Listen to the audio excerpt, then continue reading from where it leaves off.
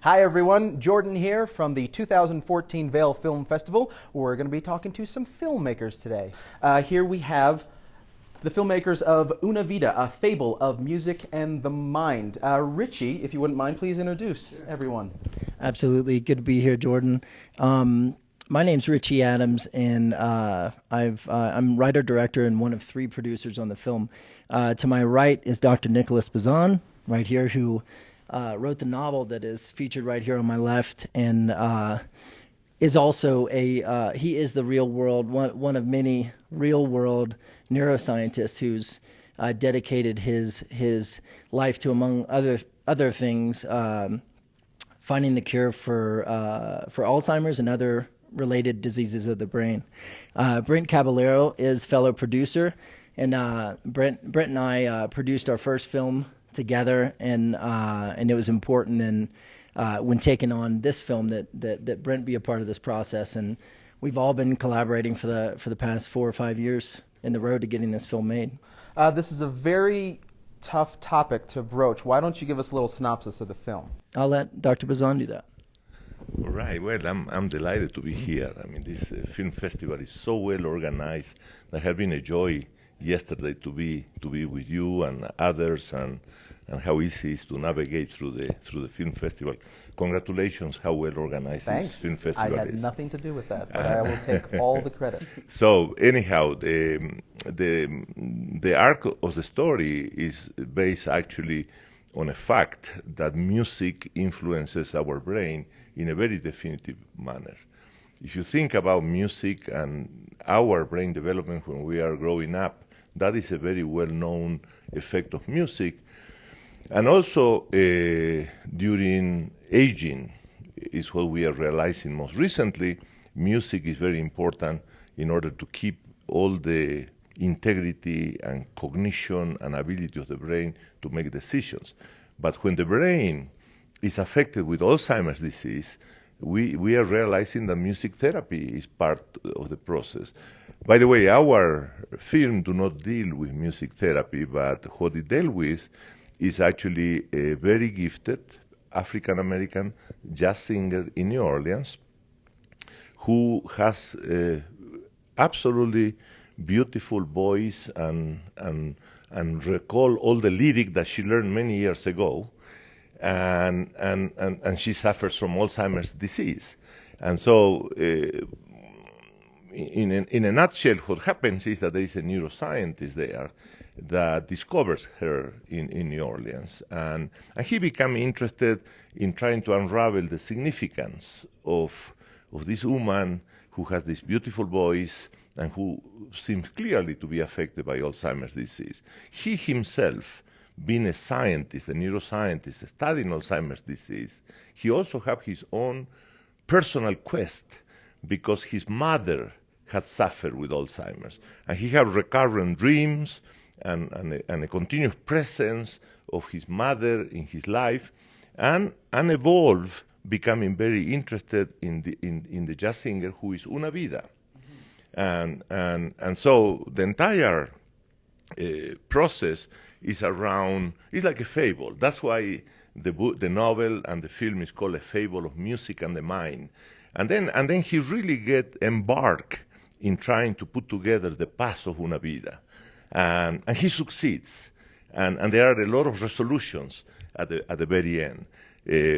And so that has been a phenomenal, extraordinary experience for me, and I would like to say that the gift of the talent of Richie Adams as a director is actually what makes us vibrate and feel so good about what we've done. And Brent have been, in a way, intellectual counsel, accounting, glue that kept everything together in a most organized and marvelous way. And so we developed a very close interaction because I heard before about what is developing an independent film, but being inside, and I believe the success is talent.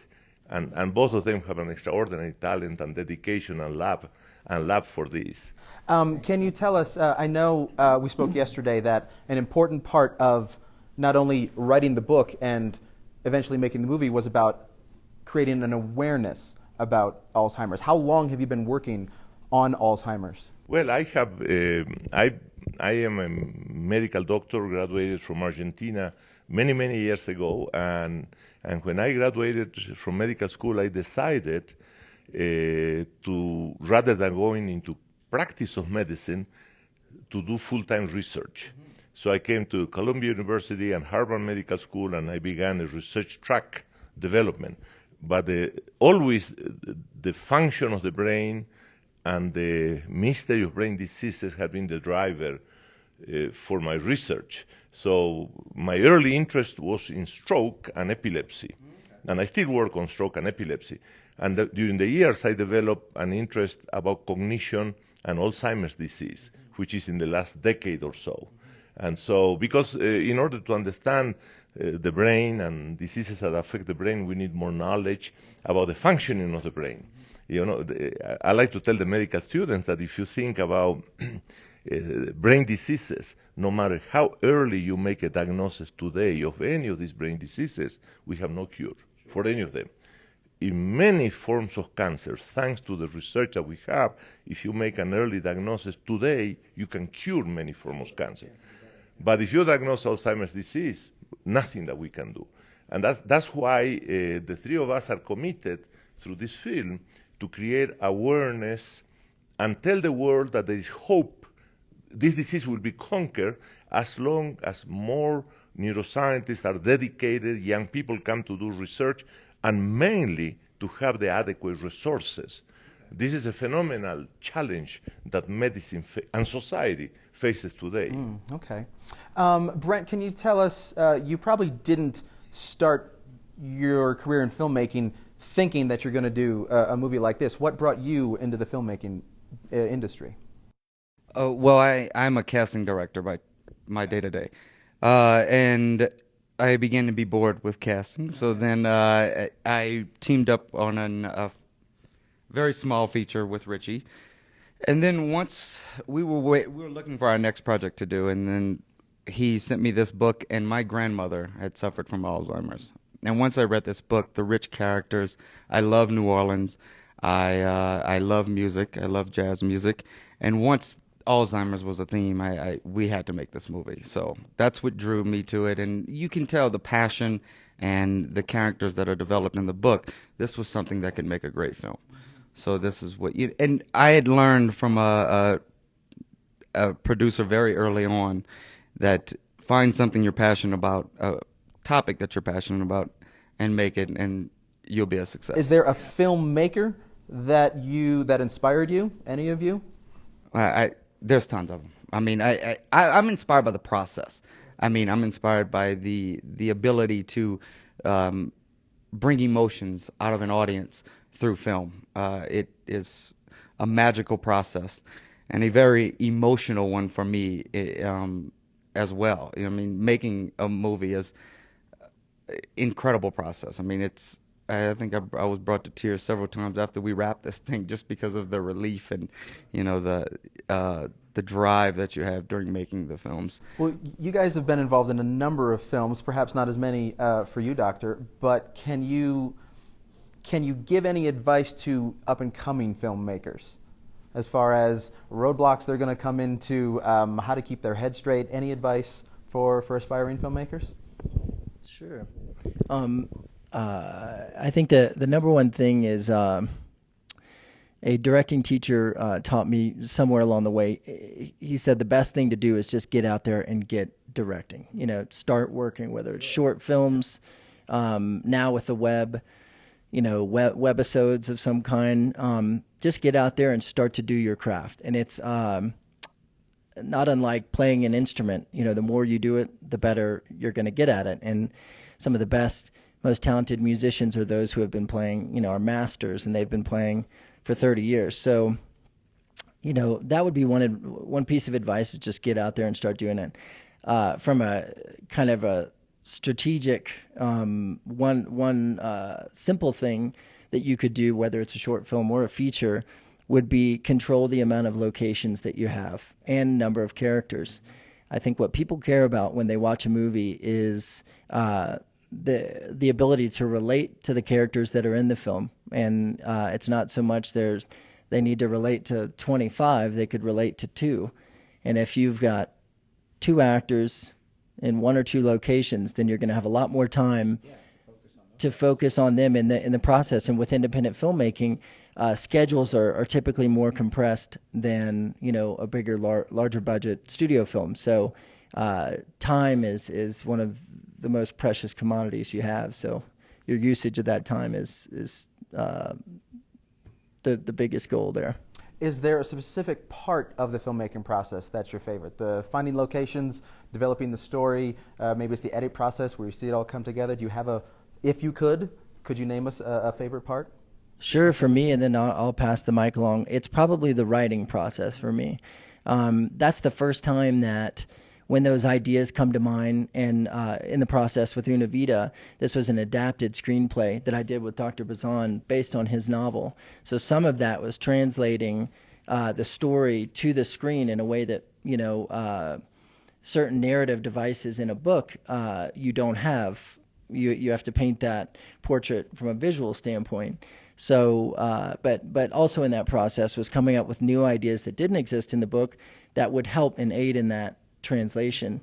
So for me, when the germ of that idea first, you know, surfaces, it's that aha moment that you're like, that could be really awesome. And then, you know, later when directing it and then editing it, seeing all of those ideas come to fruition is amazing. But without that first idea, then it's tough to tell a story. Sure. Doctor, I know something exciting to me that might be useful to others in the process of making an independent film that I have witnessed in the case of Una Vida have been how the crew and the cast worked together from the very beginning. I was really quite, I would say, astonished by the detailed work at the very beginning when the scouting of locations was done. And I went a few days with Richie and with Brent, and what developed there was the creation of a very intimate interaction between Richie, Brent, and the initial group of the crew. The collaboration, yeah. And they, both of them, created an atmosphere that during the filming, when we have the cast in New Orleans, they work from very early in the morning to very late in the night, and they never complain, and they were all intellectually and emotionally involved in every scene. I was surprised, and I asked Brent and Richie, is this common in movies?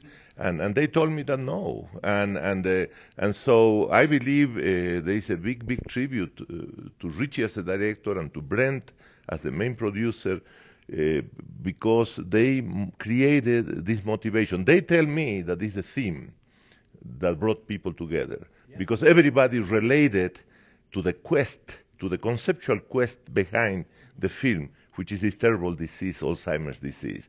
And everybody also relates very well to music. We were in New Orleans. That's the cradle of jazz. And so all of those factors brought people together in a very special way. And I had the chance to interact with each of the members of the cast.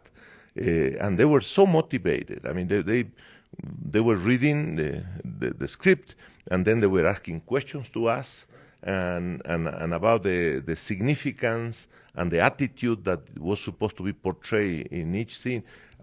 To me, it was very rewarding. But the tribute is to Richie and Brent, that they brought the cast and the crew together in such a magnificent way. I believe other independent filmmakers may learn from that. Because that, I believe, is done early on in the process. Yeah, you have to start building that. You start building that, and a small group, and then you bring other people. There were, how many, like 40, 50 that came from LA to New Orleans, or how many people from? Yeah, I would say somewhere 25 to 40. 25 from LA, and so. A lot of amazing local filmmakers too. And many locals, and those people didn't met before then. I mean, and in a short period of time, as Richie said, time was of an essence, time was money. They all work together like if they have done this before, and many of them have not. I think it's a testament of not only the topic, but also the story. I think that's where that comes from. Brent, do you have? I love production. Yeah. I love problem solving. Yeah. It's a chess game for me. You know, what I've learned from this film and from the other films that I've produced is build a team that is passionate about the topic that you're passionate about, and make sure they believe in your director. The crew that we brought together, they were amazing, and they all believed in Richie. They believed in the story. They were inspired by Dr. Bazan's novel as well, and that was very important for us to get this project done the way we did.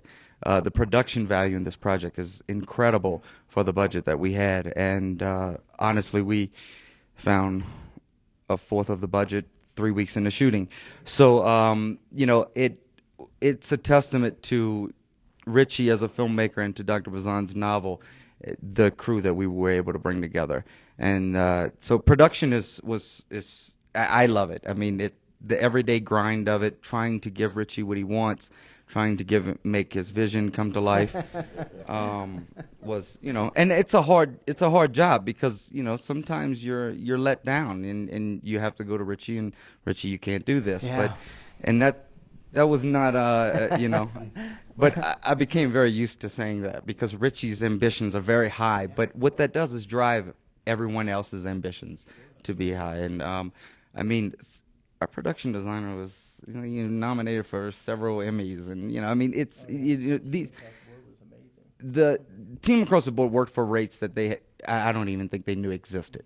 And They don't tell anybody that they work for. exactly. I mean, but they were all driven by the same, yeah.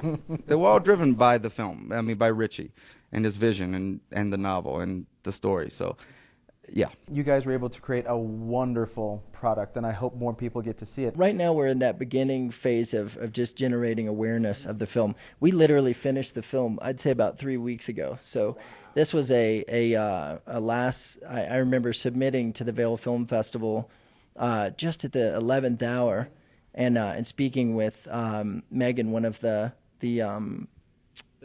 directors of the festival, and saying I'd love for Una Vida to play here, given that was my first festival experience. But literally, the term "hot off the press" doesn't even explain. We're literally in preparation of some of these other festivals running, moving very quickly to make sure we have all those deliverables. So first, just getting the film out, seeing how audiences are responding.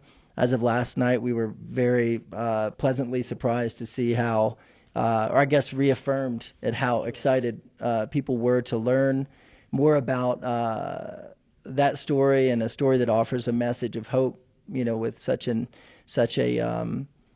you know, meaningful, hard subject matter to talk about. But so once that awareness is out, then absolutely we'll be looking to secure distribution. Great. Well, the conversations that you have started within our office and within the audience goers has been great. So I think you're well on your way to attaining your goal. It's Una Vida, a fable of music and the mind. So tell all your friends, come see it. Well, that's it for us at the 2014 Vail Film Festival. Check out vailfilmfestival.com for updates. We'll see you next year.